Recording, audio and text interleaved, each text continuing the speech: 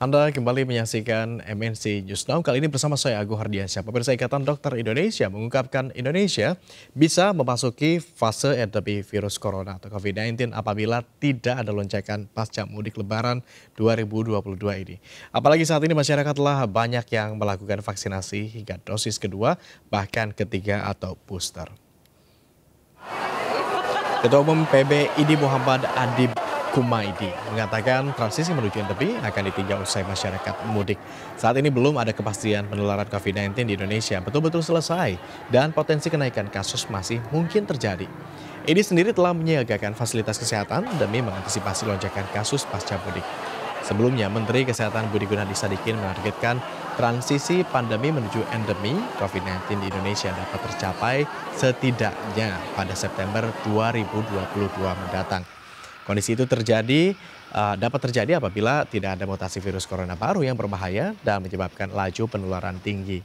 Status endemi nantinya akan ditetapkan oleh Presiden Joko Widodo melalui pertimbangan kasus COVID-19 di sejumlah negara dan ketetapan Badan Kesehatan Dunia (WHO).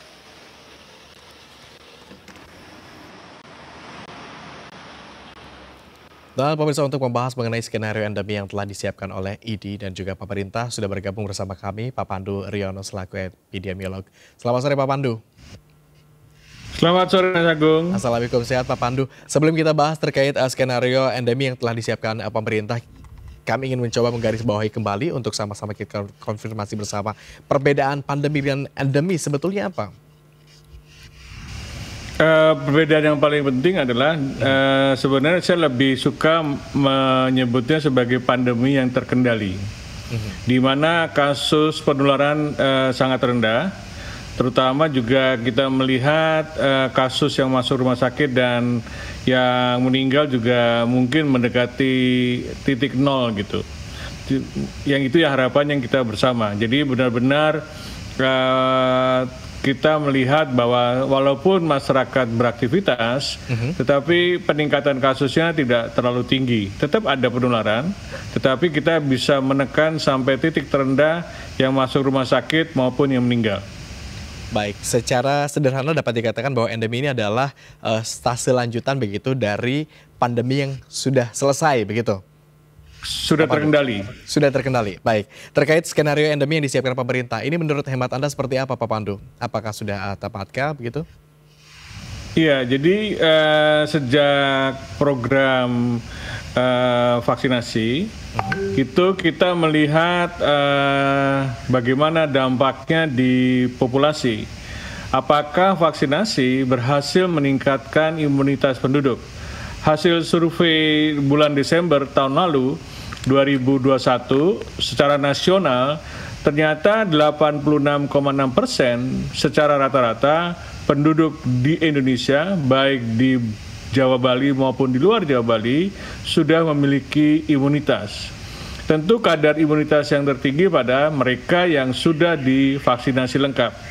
Kemudian pada bulan Maret kemarin, pemerintah, Kemenkes, itu melakukan survei pada penduduk di 21 kabupaten kota di Jawa Bali untuk mengecek apakah tingkat penduduk di Jawa Bali yang sebagai asal dan tujuan mudik memang sudah lebih meningkat. Ternyata 96% ya itu ternyata sudah mempunyai antibodi. Yang paling penting adalah yang sudah di booster itu antibodinya yang paling tinggi. Itu artinya program vaksinasi booster yang sudah dimulai sejak bulan Januari 2022 itu sudah memiliki dampak yang sangat tinggi. Kita melihat dampak dari pandemi, lonjakan Omikron yang terjadi itu cepat menurun. Sekarang dalam titik yang sangat rendah sekali. Mudah-mudahan dalam menjelang Lebaran ini sangat rendah sehingga kita bisa memasuki fase di mana penduduk bisa lebih tenang, lebih aman, lebih nyaman untuk merayakan Hari Raya Idul Fitri. Anda melihat Indonesia apakah sudah siap untuk memasuki fase endemi tersebut? Iya, jadi ini adalah ujian. Di mana pelonggaran mudik Lebaran akan terjadi diperkirakan 80 juta penduduk beraktivitas, itu ujian apakah ketahanan penduduk yang dibangkitkan dengan vaksinasi, dan tentunya juga masyarakat masih dianjurkan menjaga prokes, itu nanti setelah Lebaran tidak berdampak secara signifikan terhadap kenaikan kasus maupun kenaikan yang masuk rumah sakit maupun yang meninggal. Harapannya tentu tidak ada varian baru. Kalau dengan demikian maka kita bisa lebih percaya diri bahwa kita akan memasuki di mana pandemi bisa kita kendalikan lebih sustain. Baik, kalau melihat dari data-data sebelumnya, angka kasus COVID-19 di tanah air dari hari ke hari begitu dalam beberapa waktu dekat ini terus mengalami penurunan begitu landai. Tapi ini juga bisa jadi terjadi karena warga masyarakat pada kondisi normal ini tidak bepergian, tidak melakukan traveling, tidak bepergian dalam jarak jauh. Dalam kondisi mudik lebaran ini, apakah ada potensi kemudian ini angka COVID-19 kembali meningkat, mengingat pergerakan atau mobilitas warga juga begitu tinggi ke berbagai daerah? Iya, itu akan meningkat. Jadi karena pandemi belum selesai kan, kita masih melihat positivity rate masih ada, masih cukup tinggi walaupun masih sudah menurun. Ini artinya masyarakat tetap dianjurkan untuk menjaga prokes dan juga persyaratan vaksinasi booster bagi pelaku perjalanan dalam negeri, terutama yang sedang melakukan mudik, itu menjadi persyaratan yang sangat penting karena kita ingin walaupun mudik tidak ada larangan sama sekali, itu harapannya tidak akan berdampak secara signifikan. Kita garis bawahi sekarang pemerintah meniadakan aturan lagi tes PCR kemudian juga tes antigen begitu untuk beberapa karakter atau kriteria begitu. Anda melihat Pak Pandu apakah ini merupakan langkah yang sudah tepat begitu? Warga yang sudah di booster tidak perlu lagi tes dan sebagainya. Ya, jadi itu kan semacam insentif, ya kan? Jadi insentif pada masyarakat yang sudah di booster tidak perlu tes. Sedangkan masyarakat yang sudah lengkap, maka masih tetap diminta untuk tes antigen. Yang masih baru 1 kali atau belum divaksin, mereka harus vaksinasi PCR.